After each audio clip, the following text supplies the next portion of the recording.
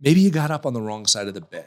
Maybe you just had a argument with your significant other or with an employee, or who knows what's going on. And if you allow that frustration to continue to build, here's what you do.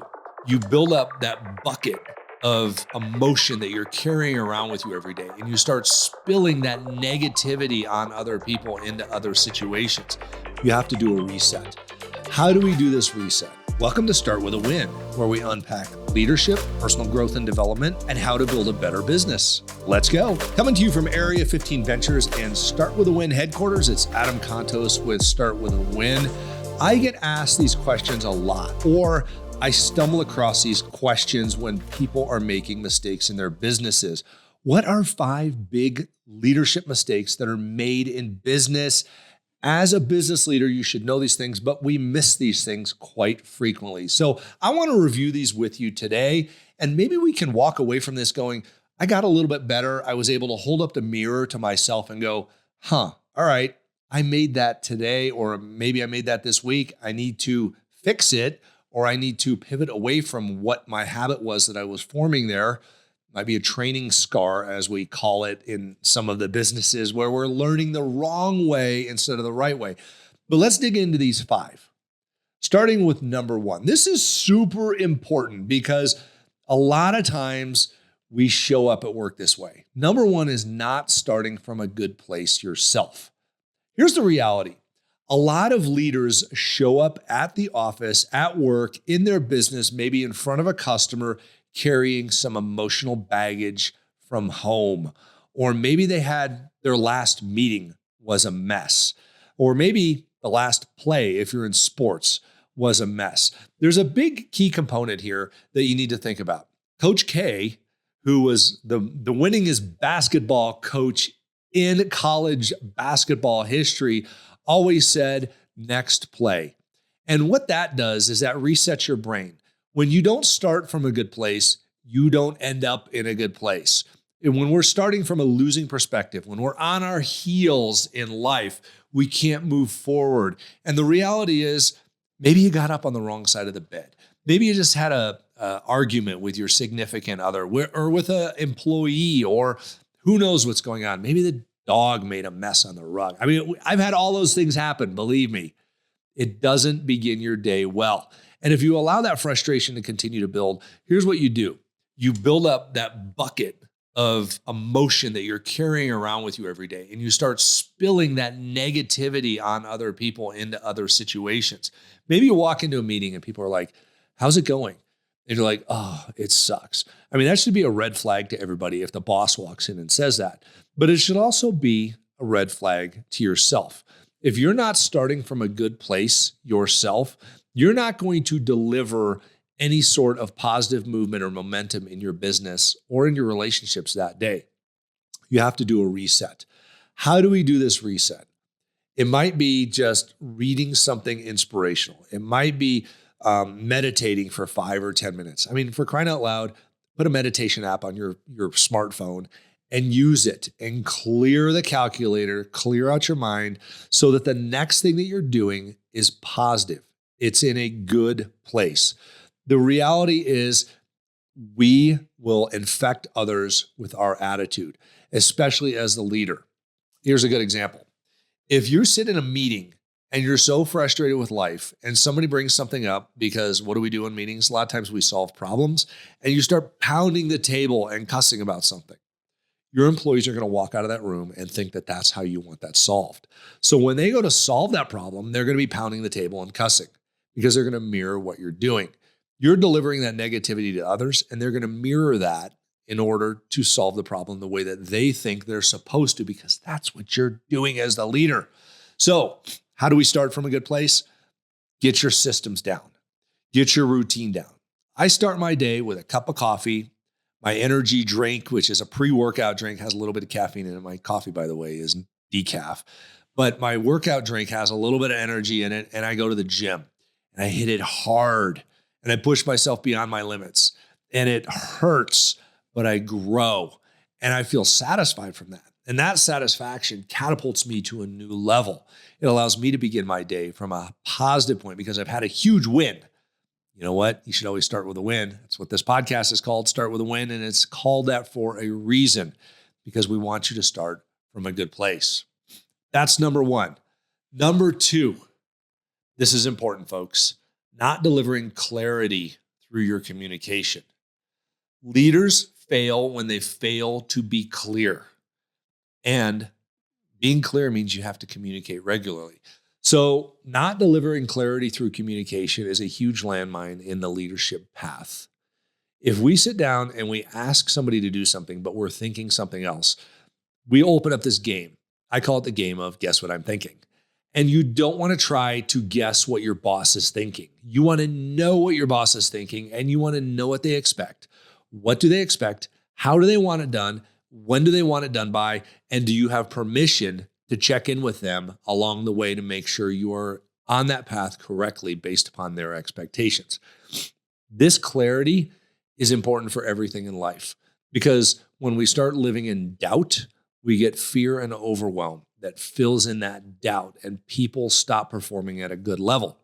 If you have a leader that gets in front of people, maybe they're in the press, or maybe they're in a meeting of some sort, and they are unclear on what they're doing or what they've done or what they're going to do, everybody starts to lose trust. Clarity provides trust because it provides a good, clear, that's thus the word clarity, direction that we are going together as a group.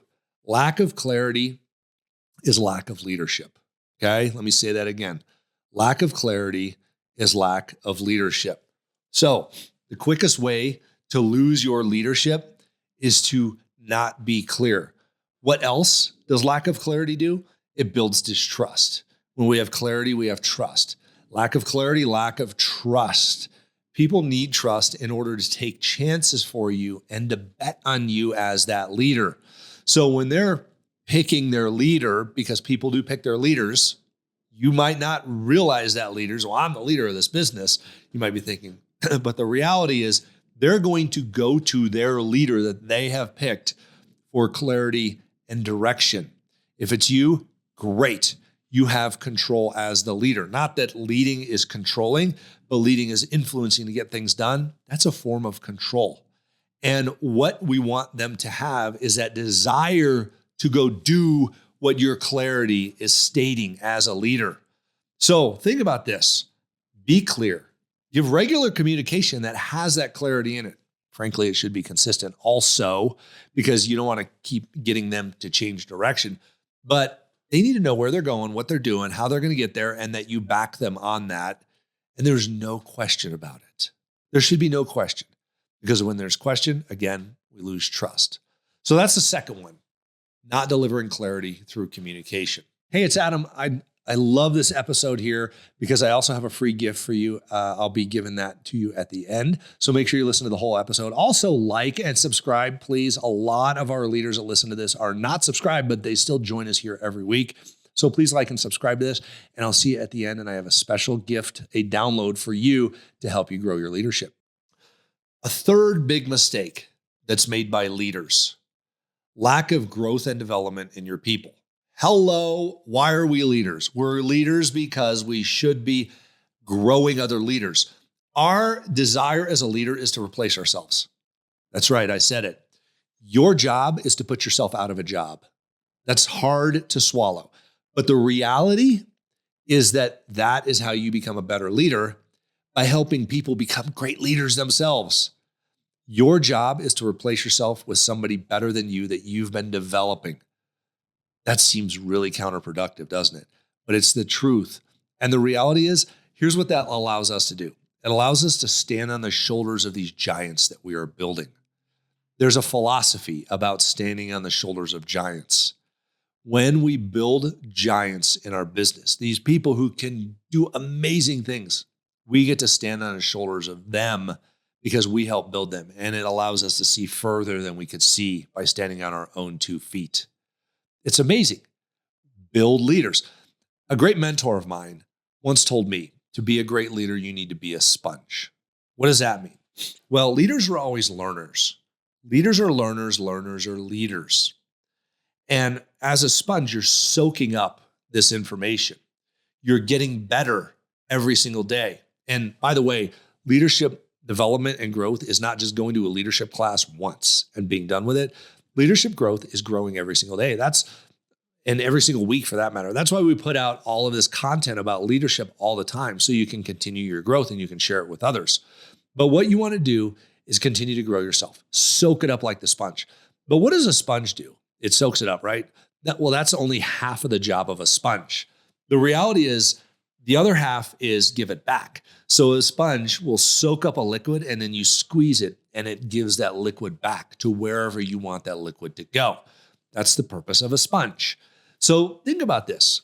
How do you build a sponge in yourself and in your business of soaking up leadership information and development? How do we get better?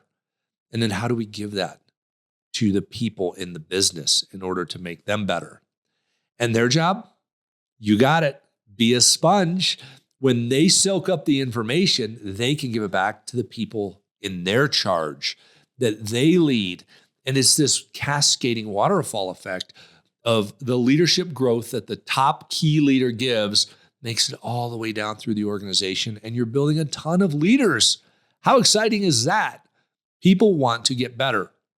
One of the top reasons why people work for a business is because they want that business to help them get better. Nobody wants to get worse.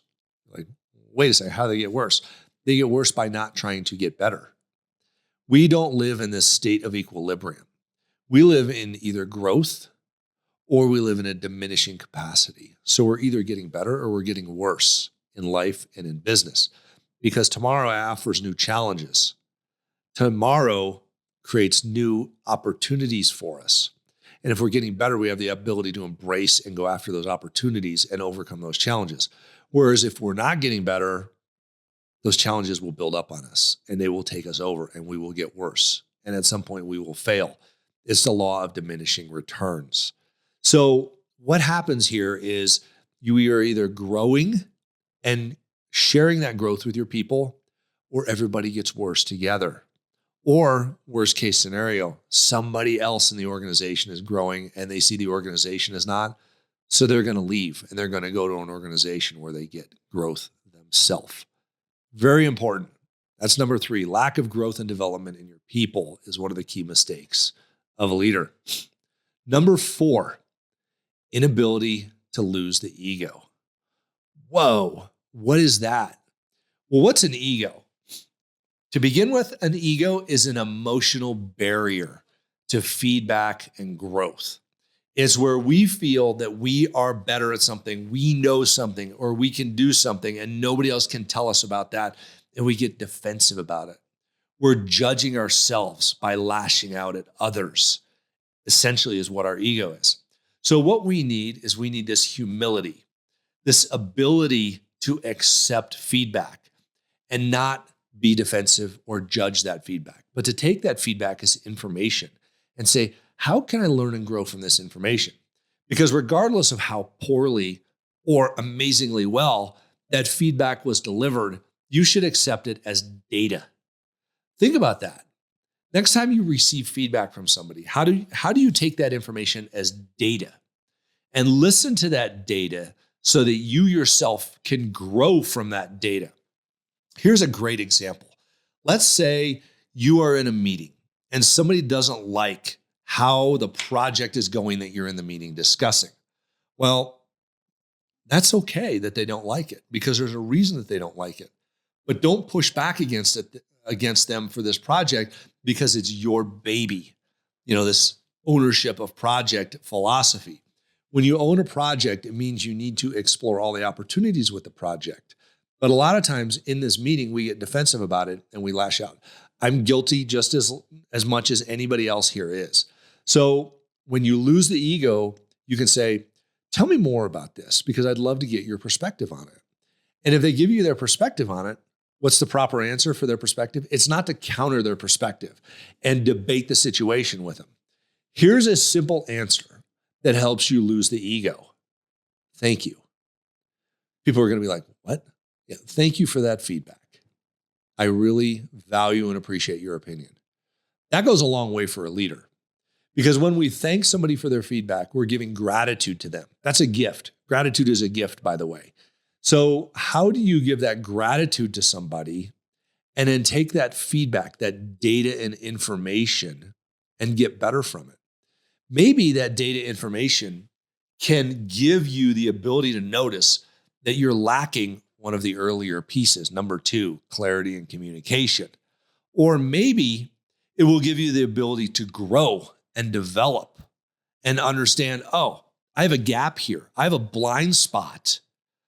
When you lose the ego, you open the door to so much amazing growth in yourself and in others. Because here's what happens when you lose the ego. You build a culture of no egos in your organization because you are kind and calm and listening to what's going on, and you're willing to accept change and growth. And the reality is that when you accept change and growth, you can expect those under you in the organization to expect change and growth also. We can hold each other accountable to that. We can provide clarity around those expectations so that that is the value chain that we deliver to our customers and our employees at the same time. We're open to feedback because we have no ego. We love to hear the opinions, impressions, and thoughts of those on our team and those that we serve. So that's number 4. Big leadership challenges is the inability to lose the ego. Number 5. This one I really love because this helps wrap in. It wraps in all of the people on our team, and it gives everybody ownership and value. This key leadership failure, I would say, is big. This is relying solely on your own perspective. Now, what does that mean? It means that you don't value other people's opinions or angles of approach. What do they feel about this project, this idea, this philosophy? If you only rely on your perspective, you might as well not have any other employees because essentially you're telling them that they don't matter. You might as well not really have any customers because you're telling them that you don't care what they think. They're going to either buy your product or service or not buy it, but it's the right way. Here's a reality. We're all flawed. All of our own perspectives and ideas have flaws in them. And that's how we discover how to innovate and evolve them into something better. They might be the best thing right now, but they're not the best thing forever.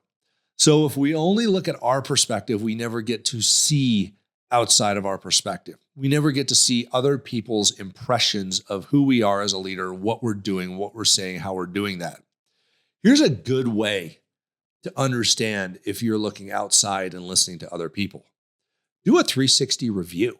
Download called What's Wrong with My Leadership. This contains number 5 specifically. It has what's called a 360 review in it that I just mentioned.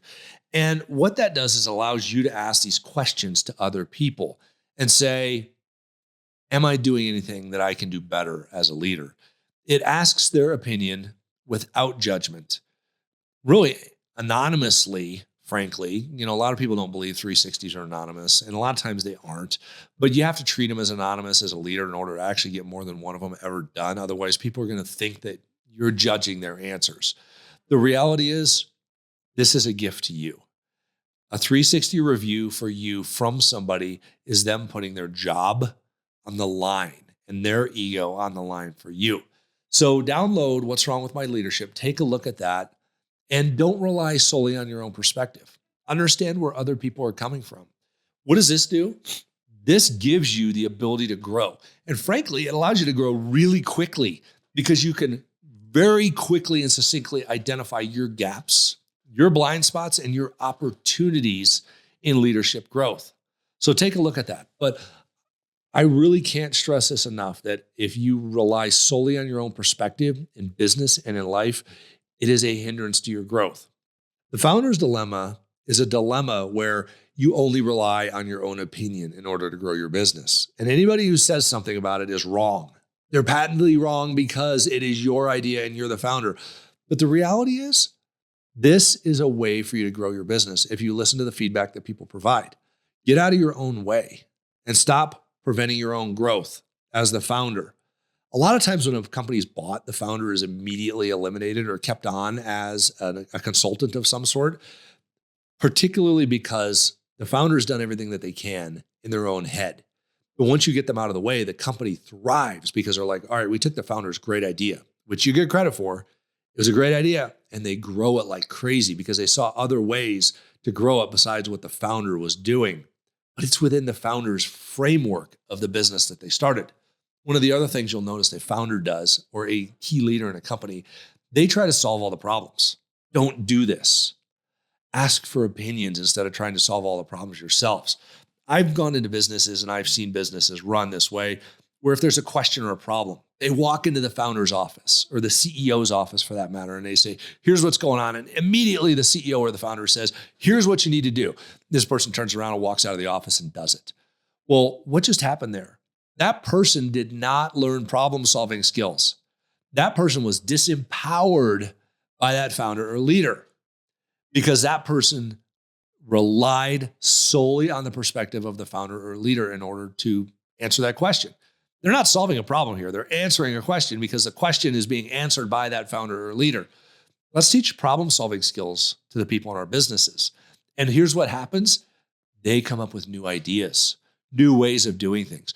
Probably ways that are going to be far more efficient or effective than the way you're doing it right now. This is how businesses grow and evolve. There are many business cases out there that talk about this. I mean, you could look at Blockbuster. You could look at Amazon. You could look at Netflix and how they took over Blockbuster. You could look at the Red Solo Cup and how that has evolved. You could look at Stanley thermoses turning themselves into this massive insulated cup company now instead of the old school Stanley thermos that construction workers would take coffee to the construction site in. There are so many different ways that a little bit new perspective will change the paradigm of a business. So think about that. Number 5 is relying solely on your own perspective. Now, these are just 5 of the multiple mistakes that leaders make.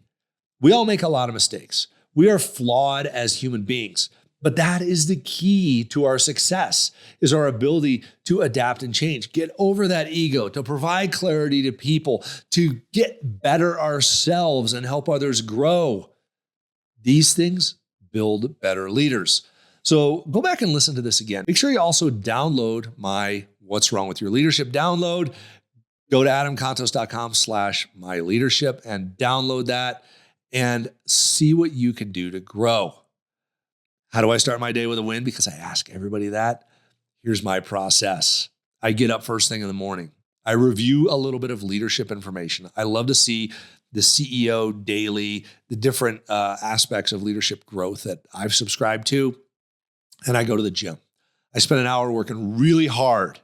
And my wife, Kelly, love you to death, babe, holds me accountable to giving it my all. I also spend some time. My dog goes to the gym with me also. So it's a nice therapy/workout situation. I go home, I have my protein drink, and I head to the office to hit it hard. That's how I start my day with a win. It's Adam Contos here with Start With a Win. Thanks for joining us today. Think about these 5 things that I talked about in building your leadership. See you next time. Let's start with a win.